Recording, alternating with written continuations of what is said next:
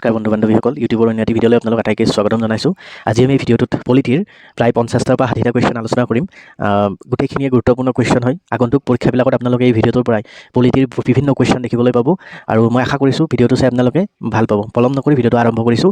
1 number question, the constitution assembly of India was set up under the provision of constituent এছেম্বলিখন set up কৰিবৰ কাৰণে কি mission পঠোৱা হৈছিলে বা কাক পঠোৱা হৈছিলে সেইটো সুধিছে প্ৰশ্নটোত। তো এইটো শুদ্ধ এনচাৰ কেবিনেট মিছন হয়। কেবিনেট মিছন প্লেন 1946 আপোনালোকে জানেই কেবিনেট মিছন প্লেন পঠোৱা হৈছিলে কনষ্টিটিউশ্যন এছেম্বলি যিখন সংবিধান ৰচনা কৰিবৰ কাৰণে। তো সেইটো সুধিছে প্ৰশ্নটোত কেবিনেট মিছন পঠোৱা হৈছিলে।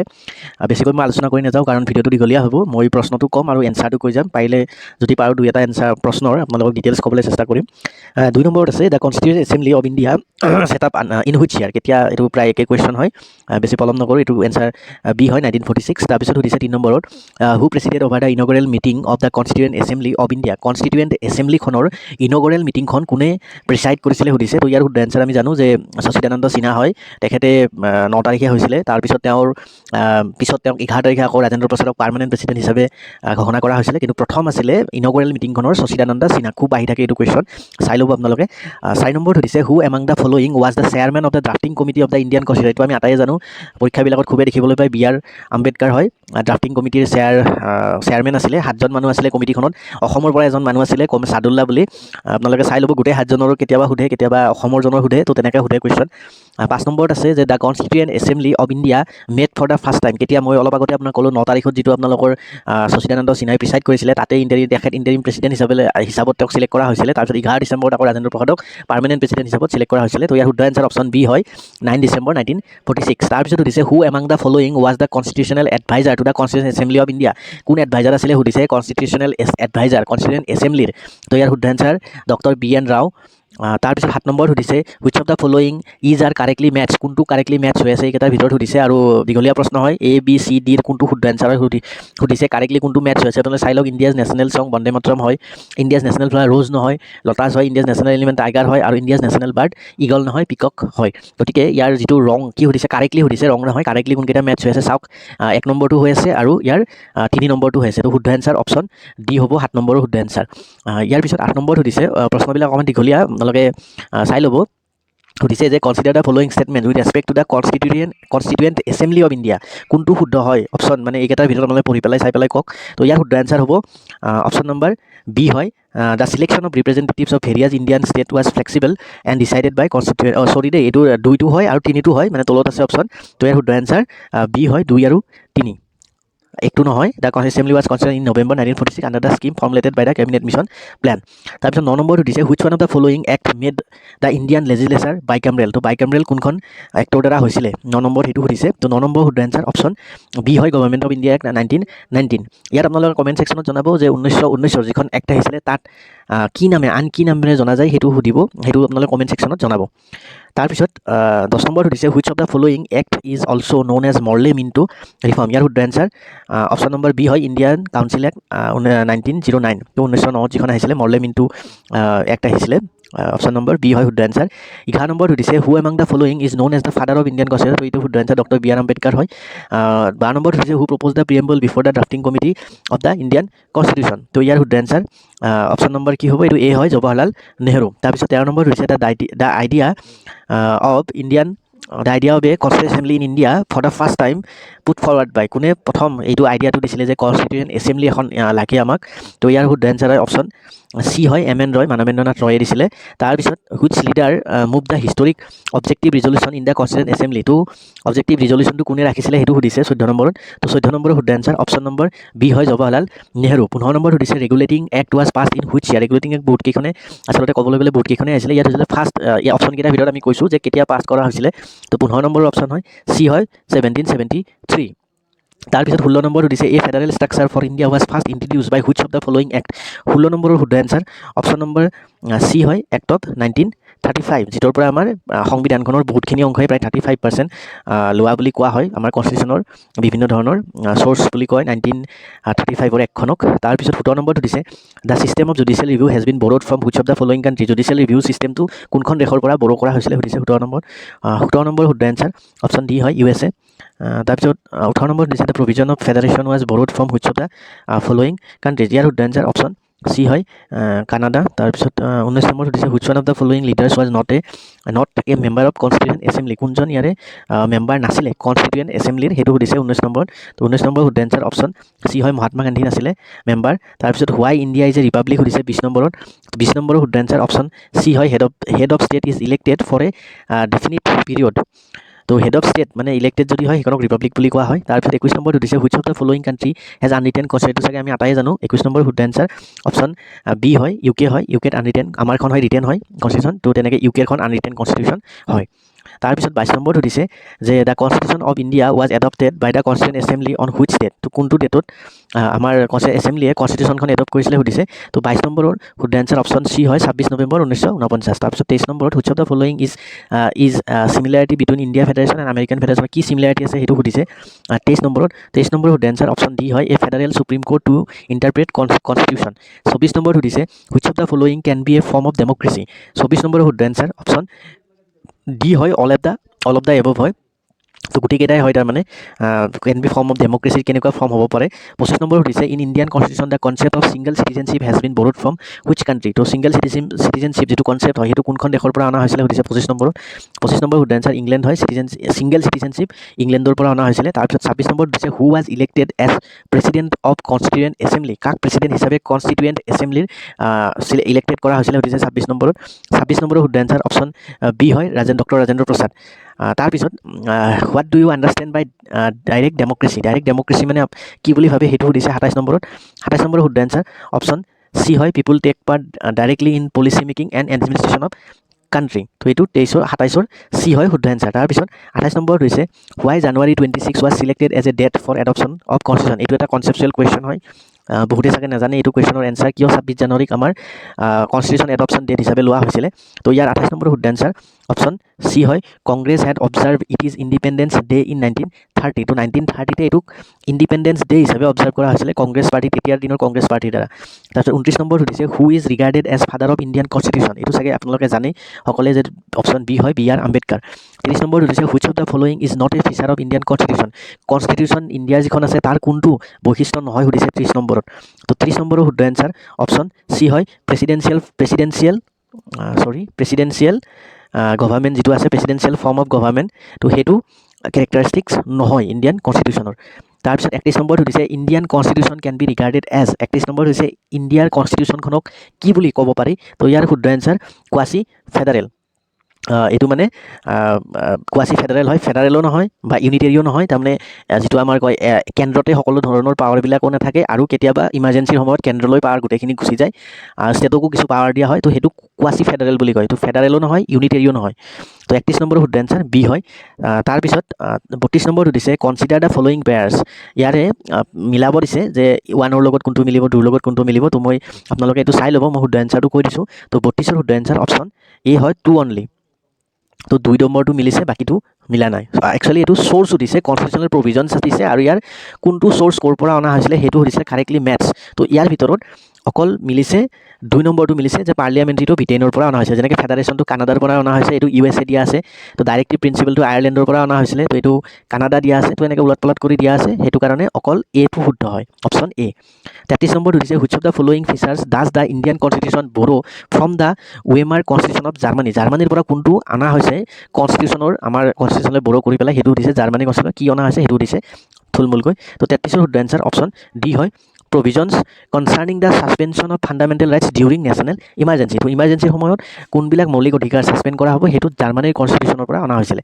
34 নম্বৰত সুধিছে which of the following features and their source is মেথছ ইনকাৰেক্টলি, কোনটো ইনকাৰেক্টলি মেথছ হৈ আছে সেইটো সুধিছে ইয়াৰ ভিতৰত তলত দিয়া অপশ্যন কেইটাৰ ভিতৰত। তো 34 নম্বৰৰ শুদ্ধ এনচাৰ অপশ্যন এ হয় জুডিচিয়েল ৰিভিউ।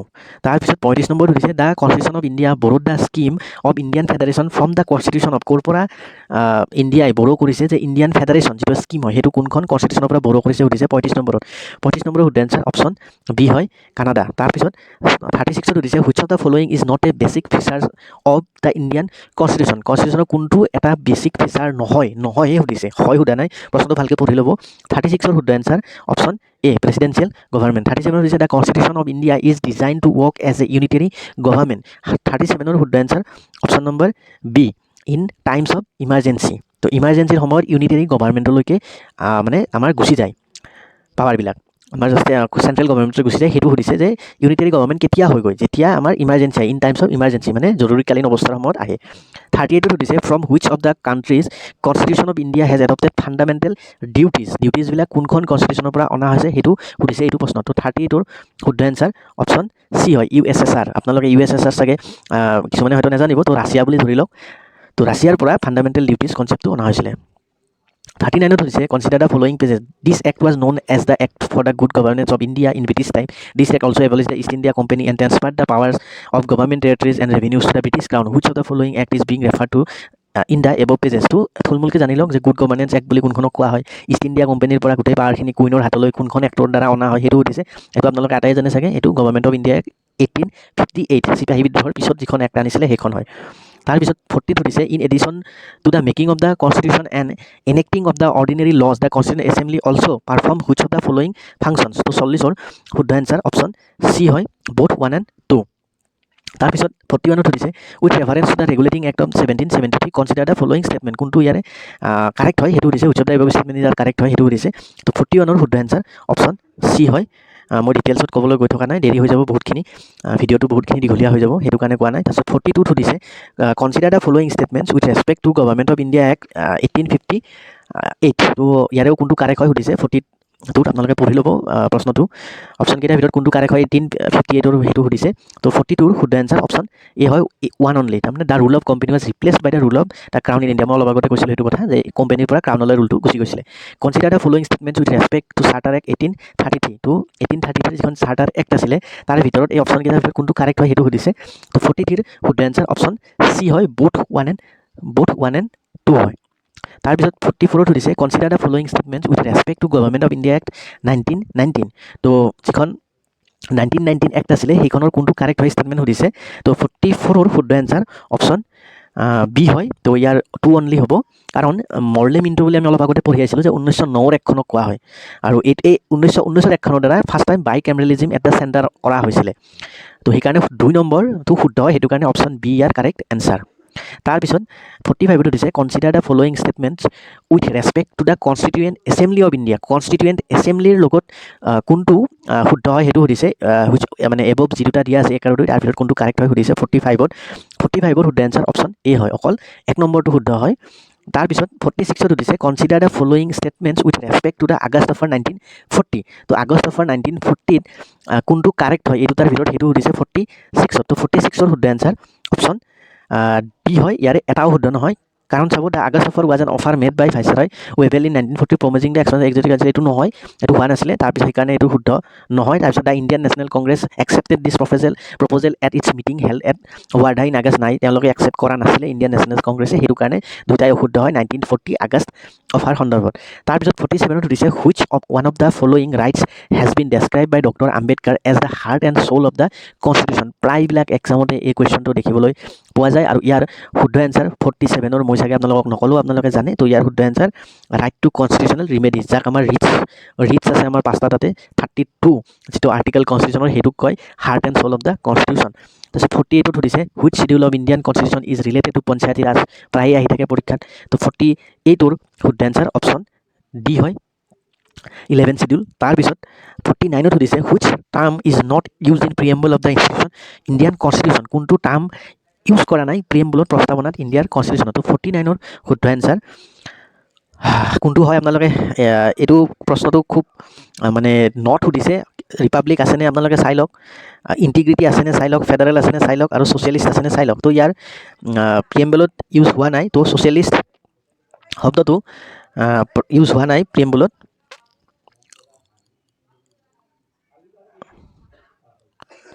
তাৰপিছত the source of the basic structure theory of the constitution of India is তো বেচিক ষ্ট্ৰাকচাৰ থিয়ৰী কি হয় সুধিছে কনষ্টিটিউশ্যন অফ ইণ্ডিয়াৰ 50 নম্বৰত তো 50 নম্বৰৰ শুদ্ধ এনচাৰ অপশ্যন নম্বৰ চি হয় জুডিচিয়েল ইণ্টাৰপ্ৰিটেশ্যন তাৰমানে বেচিক ষ্ট্ৰাকচাৰ বুলি একো মেনশ্যন কৰা হোৱা নাই কনষ্টিটিউশ্যনত সময়ে সময়ে বিভিন্ন কেছবিলাকত বা বিভিন্ন ৰায়বিলাকত সুপ্ৰিম কোৰ্টে বেচিক ষ্ট্ৰাকচাৰ কি হয় কনষ্টিটিউশ্যনৰ সেইটো ইণ্টাৰপ্ৰেট কৰে তো সেইটো কাৰণে জুডিচিয়েল ইণ্টাৰপ্ৰিটেশ্যনক বেচিক ষ্ট্ৰাকচাৰ থিয়ৰী বুলি কোৱা হৈছে আপোনালোকে শুনি থাকে চাগে basic structure of the constitution বুলি তাৰপিছত 51ত সুধিছে the provision of the 6th schedule shall not apply in which one of the following states তো 51ৰ শুদ্ধ এনচাৰ অপশ্যন ডি হয় গোৱা। তো বাকী কেইটাত আছে 6 শিডিউল আমাৰ 80 mm বুলি মনত ৰাখিব, 80 mm বুলি। তো এ আছাম, বি হয় ত্ৰিপুৰা, আৰু চি মেঘালয়, মিজোৰাম। তো এই 4খন ৰাজ্যত এই বেছিক 6 শিডিউল আছে। তাৰপিছত 52ত আছে which of the states of Indian federation has a separate constitution. তো 52ৰ শুদ্ধ এনচাৰ অপশ্যন চি হয় জম্মু কাশ্মীৰ। আজিকালি এইটো একচুৱেলি এইটো নাই, আগতে আছিলে এইটো, এতিয়াতো নাই জম্মু কাশ্মীৰৰ, তো আগতে এইটো আছিলে বাৰু। তো সেইটো হিচাপত কুৱেশ্যনটোৰ এনচাৰ চি হয়। তাৰপিছত 53ত আছে which one of the following is not a part of the basic structure of Indian constitution. Basic structure of Indian কনষ্টিটিউশ্যনৰ কোনটো পাৰ্ট নহয় সুধিছে। 53ৰ শুদ্ধ এনচাৰ অপশ্যন ডি হয় পাৰ্লিয়ামেণ্টাৰী ফৰ্ম অফ গভৰ্ণমেণ্ট। এইটো বেছিক ষ্ট্ৰাকচাৰ অফ ইণ্ডিয়ান কনষ্টিটিউশ্যনৰ পাৰ্টত নাই। তাৰপিছত 53ৰ পিছত 54ত সুধিছে the philosophical foundation of Indian constitution is. Philosophical foundation কি হয় ইণ্ডিয়ান কনষ্টিটিউশ্যনৰ, সেইটো সুধিছে 54ৰ শুদ্ধ এনচাৰ অপশ্যন ডি হয় প্ৰিএম্বুল হয়। তাৰপিছত 55ত দিছে which article of Indian constitution declares Hindi is in Devanagari script as an official language of India. 55 এইটো এটা গুৰুত্বপূৰ্ণ কুৱেশ্যন হয়, এইটো অপশ্যন এ হয় আৰ্টিকেল 343। 56ত হৈছে which of the following gave the idea of constituent assembly for India. তো কোনে আইডিয়া দিছিলে কনষ্টিটিউৱেণ্ট এছেম্বলিৰ ইণ্ডিয়াৰ, কাৰ দ্বাৰা আইডিয়াটো দিয়া হৈছিলে সুধিছে 56ত। 56ৰ শুদ্ধ এনচাৰ অপশ্যন চি হয় কেবিনেট মিছন প্লেন। 57ত হৈছে who amongst the following was not a member of the drafting committee of the constitution. তো ড্ৰাফটিং কমিটিৰ কোন মেম্বাৰ নাছিলে সুধিছে কনষ্টিটিউশ্যন 57ৰ শুদ্ধ answer option D Jawaharlal Nehru নাছিলে, বাকীকেইটা আছিলে। এতিয়া ইয়াৰ মই অলপ আগতেই কৈছিলোঁ আপোনাৰ অসমৰ মহম্মদ ছাদুল্লাহ আছিলে। 58ত সুধিছে the 10th schedule of the Indian constitution deal, 10 number শিডিউলটোৱে ইণ্ডিয়ান কনষ্টিটিউশ্যনৰ কিহৰ লগত ডিল কৰে সুধিছে 58ৰ শুদ্ধ এনচাৰ অপশ্যন এ হয় এণ্টি ডিফেকশ্যন ল। এণ্টি ডিফেকশ্যন ল মানে বেলেগ একো নাই, এণ্টি ডিফেকশ্যন ল মানে হ'ল যদি পাৰ্টি এটাৰ, পলিটিকেল পাৰ্টি এটাৰ কোনোবা এজন মেম্বাৰে যদি কিবা ৰুল ভায়লেট কৰে, তেওঁক এণ্টি ডিফেকশ্যন লেজিসলেশ্যনৰ আণ্ডাৰত তেওঁক সেই পাৰ্টিটোৰ পৰা বহিষ্কাৰ কৰে। তো সেইটোৱে হ'ল এণ্টি ডিফেকশ্যন লেজিসলেশ্যন বা ল বুলি কয়। 59ত দিছে the number of official language recognised under 8th schedule of the Indian constitution. তো 8th শিডিউলত কেইটা অফিচিয়েল লেংগুৱেজ ৰিকগনাইজ কৰা হৈছে সুধিছে 59ত। 59ৰ শুদ্ধ এনচাৰ অপশ্যন ডি হয় 22। 60ত দিছে the feature of the Indian constitution borrowed from South African constitution. South আফ্ৰিকাৰ কনষ্টিটিউশ্যনৰ পৰা কি ফিচাৰ্ছটো লোৱা হৈছে ইণ্ডিয়ান কনষ্টিটিউশ্যন, সেইটো সুধিছে 60ত। 60ৰ শুদ্ধ answer option B procedure for amendment of the constitution, যিটো আছে সংবিধান সংশোধনী, সেইটো আৰু ইলেকশ্যন অফ ৰাজ্যসভা মেম্বাৰ। যোৱাবাৰ বহুত পৰীক্ষাত ৰাজ্যসভাৰ মেম্বাৰ ইলেকশ্যন কোনখন কনষ্টিটিউশ্যনৰ পৰা লোৱা হৈছে দেখিবলৈ পোৱা গৈছিলে, তো চাউথ আফ্ৰিকান কনষ্টিটিউশ্যনৰ পৰা লোৱা হৈছিলে। তাৰপিছত 61ত দিছে 61ত the word justice in the form of social economic political justice present in the preamble has been taken from. ক'ৰ পৰা এইটো লোৱা হৈছিলে সুধিছে, এই কথাখিনি প্ৰিএম্বলত ক'ৰ পৰা লোৱা হৈছিলে 61ত, সেইটো সুধিছে। তো 61ৰ শুদ্ধ এনচাৰ ৰাছিয়ান ৰিভলিউচনৰ পৰা লোৱা হৈছিলে, অপশ্যন চি। 62ত সুধিছে the term not introduce in the preamble through the 42nd amendment. তো 42nd এমেণ্ডমেণ্টৰ দ্বাৰা প্ৰিএম্বলত কোনটো লোৱা হোৱা নাছিলে সেইটো সুধিছে 62ত। তো 62ৰ শুদ্ধ এনচাৰ ডি হয় নান অফ দ্য এবভ, কাৰণ ছ'চিয়েলিষ্ট ছিকুলাৰ আৰু ইণ্টিগ্ৰিটি 42nd এমেণ্ডমেণ্টৰ দ্বাৰাই প্ৰিএম্বলত সন্নিৱিষ্ট কৰা হৈছিলে। 63ত সুধিছে which case determine that the preamble is part of the constitution. তো কোনটো কেছে ডিটাৰমাইন কৰিছিলে বা নিৰ্ধাৰণ কৰিছিলে যে প্ৰিএম্বল এটা কনষ্টিটিউশ্যনৰ পাৰ্ট হয়। 63ৰ শুদ্ধ এনচাৰ অপশ্যন বি হয় কেশৱানন্দ ভাৰতী কেছ 1973। আপোনালোকে ইয়াৰো মনত ৰাখিব, আৰু কেশৱানন্দ ভাৰতী কেছ আপোনালোকে চাব, এইটো খুবেই ইম্পৰ্টেণ্ট কেছ হয়। বেছিক ষ্ট্ৰাকচাৰৰ কনচেপ্টটো এই কেছটোৰ পৰাই আহিছিলে। তো এইটো ভিডিঅ'টো বহুতখিনি দীঘলীয়া হৈছে মই গম পাইছোঁ, কিন্তু এই প্ৰশ্নখিনি খুবেই ইম্পৰ্টেণ্ট হয়। প্ৰায় 63টা কুৱেশ্যন আমি এই ভিডিঅ'টোত আলোচনা কৰিলোঁ। বেছিকেলি আমি পলিটিৰ কনষ্টিটিউশ্যন পাৰ্টটো আমি কাভাৰ কৰিছোঁ এই ভিডিঅ'টোত। এনেকৈ আমি পলিটিৰ আৰু বিভিন্ন চিৰিজ লৈ আহিম, য'ত আন যেনেকৈ ফাণ্ডামেণ্টেল ৰাইটছ হওক, ডিৰেক্টিভ প্ৰিন্সিপলছ হওক, এমেণ্ডমেণ্ট অফ দ্য কনষ্টিটিউশ্যন হওক, আৰ্টিকেল ৰিলেটেড হওক, তো এনেকৈ বিভিন্ন পাৰ্ট মই পলিটিৰ লৈ আহিম। আশা কৰিছোঁ ভিডিঅ'টো আপোনালোকে চাই ভাল পাব, আৰু এই কুৱেশ্যনখিনিৰ পৰা আগন্তুক আহিবলগা APSc পৰীক্ষাই হওক, DHS পৰীক্ষাই হওক, আন পৰীক্ষাবিলাকত যেন আপোনালোকৰ বিভিন্ন কুৱেশ্যন আপোনালোকে দেখিবলৈ পায়। পলম নকৰি ভিডিঅ'টো ইয়াতে সামৰণি মাৰিছোঁ। Thank U.